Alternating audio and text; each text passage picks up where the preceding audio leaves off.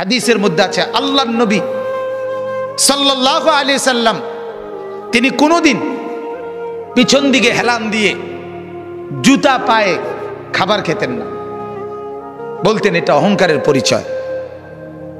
আল্লাহর নবী সাল্লাল্লাহু আলাইহি সাল্লাম দুই হাঁটু তুলে পিঠ সোজা রেখে মাথা ঝুঁকায়া এরপরে খানা খেতেন, হাদিস।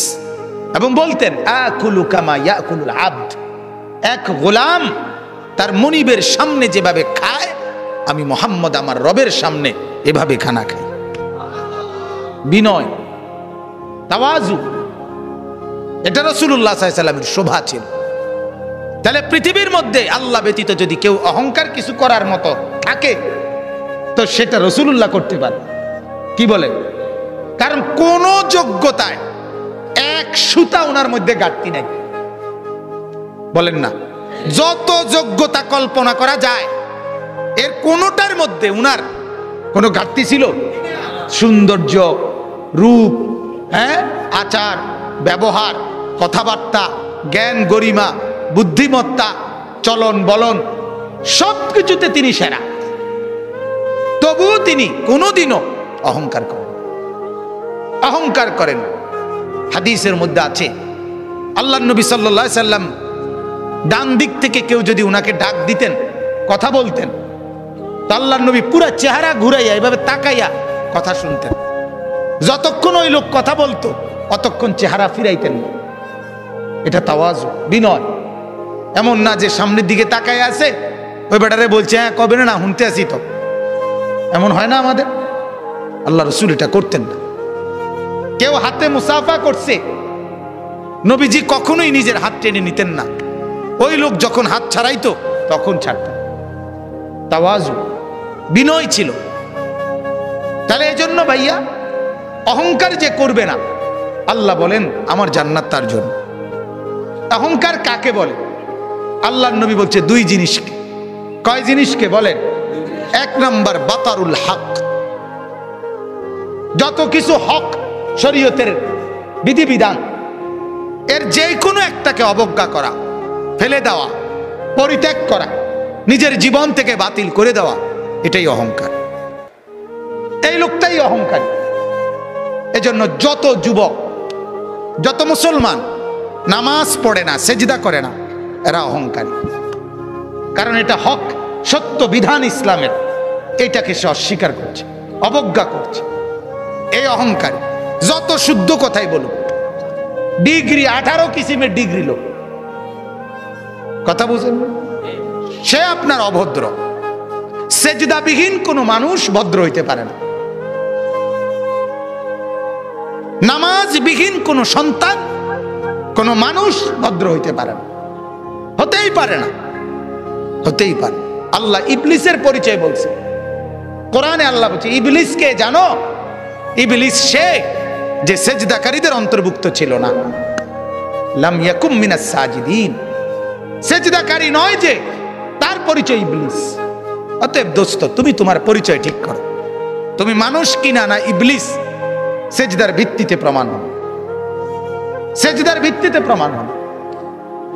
ফারকু মা বাইনানা ওয়া বাইনাল কুফরি আস-সালাহ। আল্লাহর নবী বলেন আমি আর আমরা, ঈমানদার আর বেঈমান পার্থক্য নামাজ। কি নামাজ? সালাত, নামাজ। আমি প্রায় বলি আগা কাটা না, আগা কাটলে মুসলমান, আগা না কাটলে মুসলমান না। না, আগা কাটার ভিত্তিতে কি না মুসলমানের হিসাব কিতাব, ওইটা একটা সুন্নত আমল, এটা একটা জরুরি আমল। কিন্তু মুসলমান আর বেঈমানের পার্থক্য সেজদা। কি বলেন না? সেজদা, সেজদা, নামাজ। প্রত্যেকটা বিধান। যে সুদ খায় সে অহংকারী, যে ঘুষ খায় সে অহংকারী, যে মিথ্যা বলে সে অহংকারী, যে অশ্লীল ছবি দেখে, নর্তকীর নাচ দেখে সে অহংকারী, যে মা বেপর্দা চলে ওই মা অহংকারী, যে বোন বেপর্দা চলে ওই বোন অহংকারী, যে বিবি বেপর্দা চলে ওই বিবি অহংকারী, যে ঘরে রঙিন টেলিভিশন চলে ওই ঘরওয়ালারা দেমাগি, অহংকারী। আর আল্লাহকে পরোয়া করেন। আর আল্লাহকে মূল্যায়ন করে না। আর আল্লাহ বলেন আমার সাথে যে অহংকার দেখায় কাসামতুহু, আমি তারে এমন ভাবে ধরি এক আষাঢ়ে আমি সোজা করি। আল্লাহ বলেন আমারে চেনো নাই, তো বোঝোই নাই আমাকে। ওয়ামা কাদারুল্লাহ হাক্কা কদর। আল্লাহ বলে আরে মানুষ তোমরা আমারে চেনো না, আন্দাজ করো না, আন্দাজ করবা। আমি রহম করছি, আমার নাম যেমন রহমান, আমারই নাম কাহার। আমার নাম যেমন রাহিম, আমারই নাম জব্বার। মনে রাখ, আমার দোনো নামের অর্থ শুনে নাও। আমার রহমান নামের অর্থ কি এটাও জেনে নাও, আমার জব্বার নামের অর্থ কি এটাও জেনে নাও। আমার রাহিম নামের অর্থ শোনো, আমার কাহার নামের অর্থ শোনো, তাইলে আন্দাজ করবা। আর আমি ভাগ করে রাখছি কখন আমি রহমতের আচরণ করব, কখন আমি কাহারের আচরণ করব, এটাও আমি ভাগ করে রাখছি। দুনিয়ায় আমি রহমতের আচরণ করি, তোমারে দুগা ভাত খাওয়াই, তোমারে এত চুরি ডাকাতি, এত মিথ্যা, এত চুরি, এত মোবাইল, এত অশ্লীলতা, এত গান বাদ্য, এত নাচ গানের পরেও ছেলেপেলেরা মনে করে কই মাতে তো না কেউ। বুঝেন নাই কথাটা? আল্লাহ কিচ্ছু তো কই কই এর মলে কি থাপড় দিল নইলে, দুই একটা আচার দিল নইলে, কিচ্ছু তো কয় না। আমি তো আমার নাফরমানির উপরে তো আমি বহাল তো বিয়েতে কি আছি। আল্লাহ বলে আহারে আমার একটু দয়া দেখে তুমি ভুল করছো না, আমার একটু দয়া, তোমারে দুগা ভাত খাওয়াই দেখে তুমি মাতো না, মনে করছো আমি আর কিচ্ছু কইতাম না। হ্যাঁ, তোমারে যে পরিমাণ ভাত খাওয়াই, আমার বাঘ বাল্লুক রে আমি এত বেশি খাওয়াই, ঠিক না বলে? আমার হাতিকে, আমার তিমিকে আমি এর চাইতে বেশি খাওয়াই। অতএব এটারে তুমি কিছু মনে করো না, আমার শাস্তি বড় সাংঘাতিক। আন্না আযাবি হুয়াল আযাবুল আলীম। আল্লাহ বলেন আমার আযাব বড় ভয়ঙ্কর আযাব। অতএব আমার বাপ প্রত্যেকটা গুনাহ অহংকার, প্রতিটা গুনাহ কি বলেন না অহংকার। অহংকার, অহংকার মানে সে আল্লাহর সাথে বড়াই করছে, আল্লাহকে কিছুই মনে করে না। ছেলেরা এই বাপ একজনও যদি হও, একজনও যদি শুনে থাকো, তোমার কাছে বলছি আল্লাহর কথার একটা নিয়ম মনে রাখবেন, সবাই একরকম হয়ে যায় না, একজন আরেকজন থেকে আলাদা হয়ে যান। অর্থাৎ সবাই একত্রে একসাথে গুনার উপরে জমে যায় না। গুনার পরিবেশ থেকে আপনি একজন হলে একজনই আলগা হয়ে যান, আপনি তার জন্য আর ফিকির করেন না। যখন দেখবেন নাফরমানি ছাড়ছে না, আপনি নিজেকে বাঁচায় ফেলেন। হাদিসের মধ্যে আছে, হযরত হুযায়ফা রাদিয়াল্লাহু তাআলা আনহু বলছেন, ইয়া রাসূলুল্লাহ, যদি আমি কখনো এমন দেখি যে আমার সমাজের প্রত্যেকেই গুনাহ আর নাফরমানির মধ্যে মজবুত হয়ে গেছে, আমি কি তখন তাদের সাথে মিশে যাব?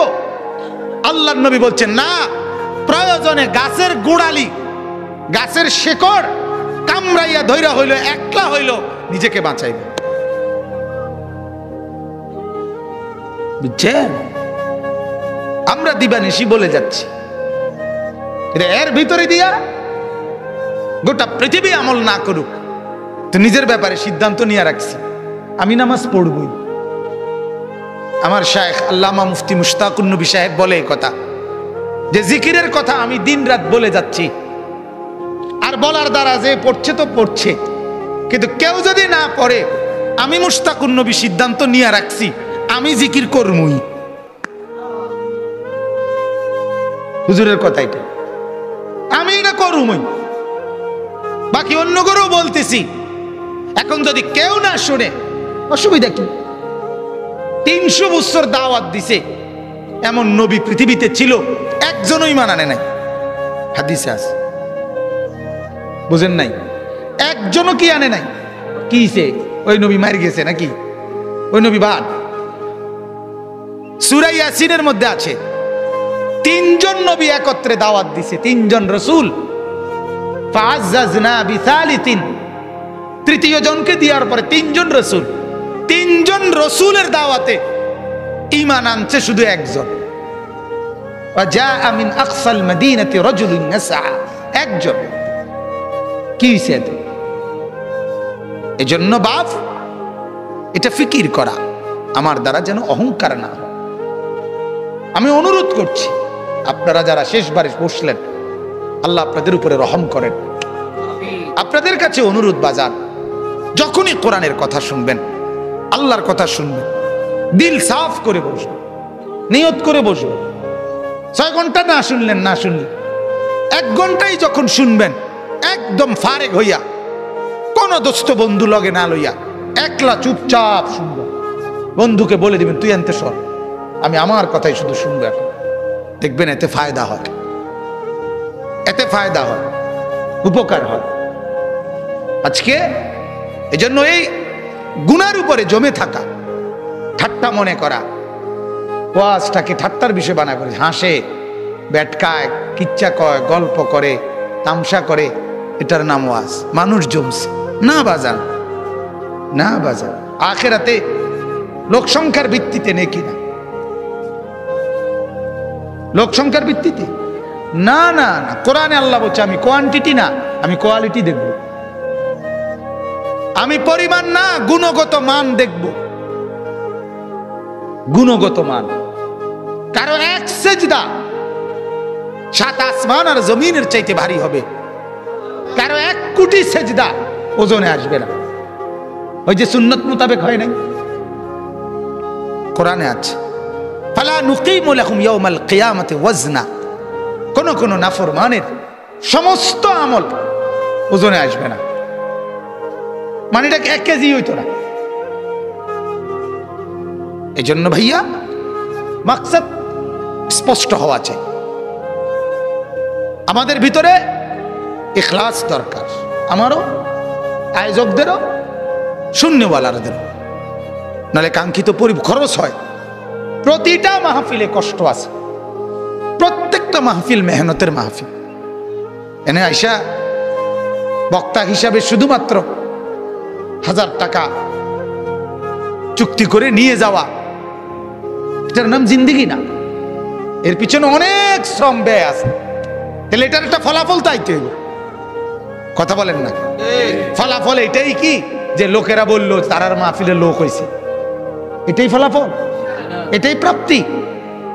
তারার মাহফিলে লোক হয়েছে না, এটাই অপ্রাপ্তি, এটা ব্যর্থতা। তাহলে প্রাপ্তি এবং ব্যর্থতা তো এটা না। কয়জন আল্লাহর বান্দার কলিজায় আখিরাতের মহব্বত আসছে, এটা দেখার বিষয়। কয়টা ছেলের ভিতরে নামাজের জজবা আসছে, এটা দেখার বিষয়।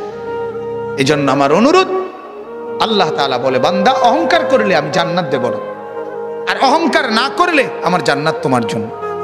আর প্রতিটা নাফরমানি অহংকার, অহংকার। 2 নম্বর হলো গামতুন নাস, অপরকে তুচ্ছ করা, মানুষকে তুচ্ছ তাচ্ছিল্য করা যে কোনো ভাবে, এটা অহংকার। এটা কি বলেন না? অহংকার। অতএব আল্লাহ বলেন অহংকার করবে না, আমার থেকে জান্নাত বুঝে নিবা। আর আমি অল্প কথার জন্য বললাম, অহংকার 2 জিনিস। আল্লাহ আল্লাহর রসুলের কোনো নাফরমানি হওয়া, এটাই অহংকার। আর মানুষকে হেয় করা, এটাই অহংকার। আমরা দ্বিতীয়টা যদিও কিছুটা বুঝি, প্রথমটা বুঝি না। বুঝেন নাই কথাটা? একজন আরেকজনের হেয় করা, এটা যে অহংকার কয়, এটা মোটামুটি সবাই বোঝে। এটা কইতেও পারে একজন, বেটা বেটাগিরি দেহ হুডাঙ্গিরি মারো, হ্যাঁ। কিন্তু মূলত দুটোটাই অহংকার, গুনাহ অহংকার। কারণ গুনাহ মানেই তো হলো তুমি আল্লাহকে কি করছো না, পরোয়া করছো না।